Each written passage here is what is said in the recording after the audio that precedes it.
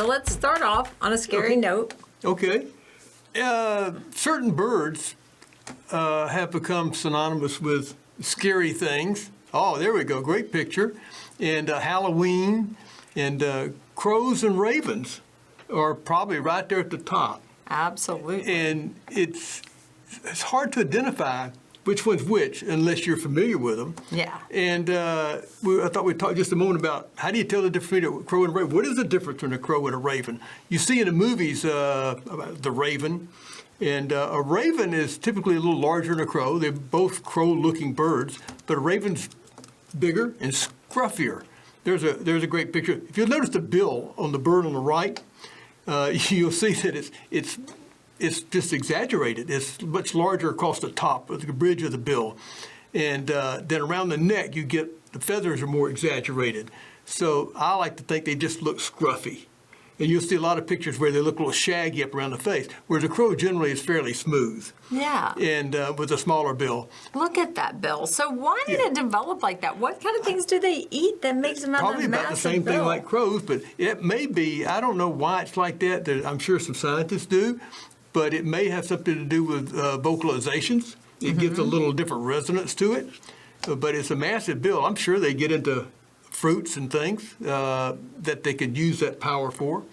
But they're a neat looking bird. Now, how do you tell the difference? A lot of times just from where you are.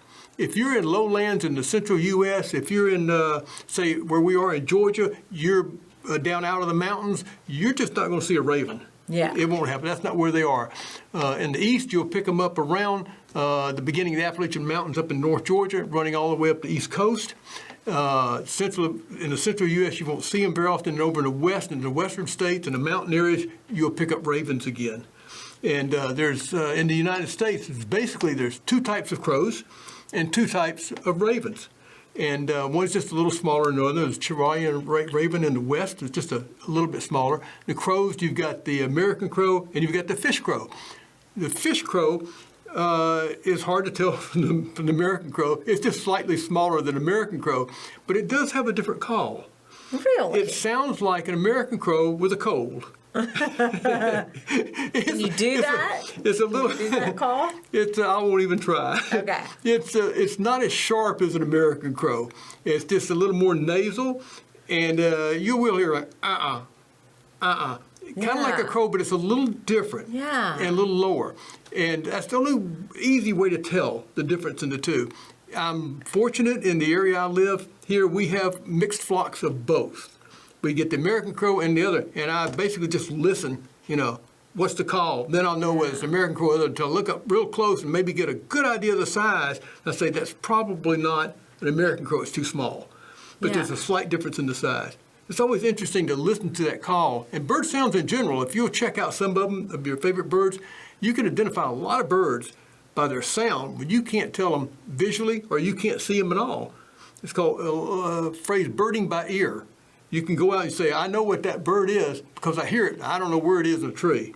But so check out bird sounds too. There's a lot of tapes that'll help you on phones now. Are amazing. You can just look up and get a call. Really? And sometimes you can record it and it'll tell you what it is. And there's different sounds that crows make for different things, right? There's a specific sound or warning cry for a cat, for a hawk, for a person. Same with blue jays, which is kind of in the same family. Yeah.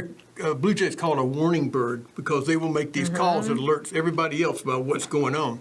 And now crows, speaking of vocalizations, they, like parrots, have some ability to speak or emulate human words. They can be taught to make some sounds. Yeah. Really? They're not as good as parrots. Somebody may argue with that. But they can make vocalizations that sound very much like our words. It's kind of nice. Some people like crows as pets. Really? Yeah, I don't have one, though.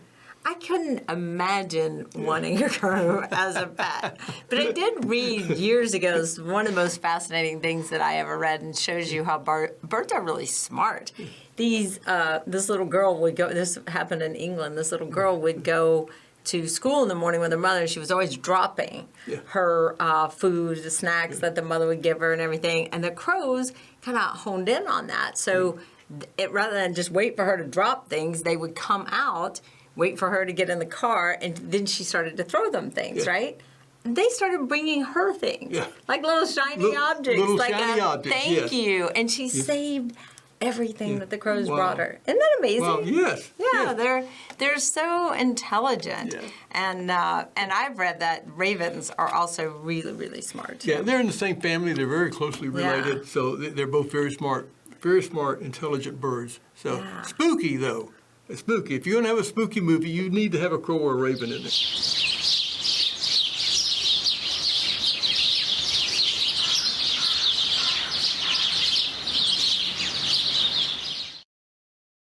Hello, this is Richard Cole. I want to thank each of you for watching, and I want you to subscribe to our YouTube channel, and don't forget to share it.